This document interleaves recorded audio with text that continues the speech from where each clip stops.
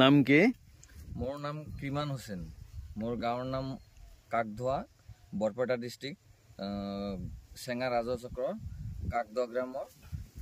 এইটো কি ধানৰ নাম কি আছিল? ইষ্টৰ্ণ কোম্পানীৰ গংগা ধান। এইটো আমি 8-10 বিঘামান এইবাৰ ৰুইছোঁ। ধানটো ভালেই হৈছে।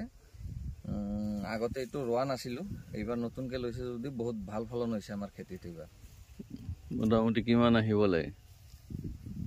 20-ৰ পৰা 25-ৰ ভিতৰত আহিব পাৰ বিঘাই। মোটামুটি সন্তুষ্ট তাৰমানে? আমি সন্তুষ্ট। এইটো ধান এইবাৰ ৰুই কিনে বহুত সন্তুষ্ট হৈছোঁ। বেলেগ আগতো ধান বনাইছিলোঁ, তাতকৈ ভাল হৈছে এইবাৰ আৰু আমাৰ খেতি। ঠিক আছে।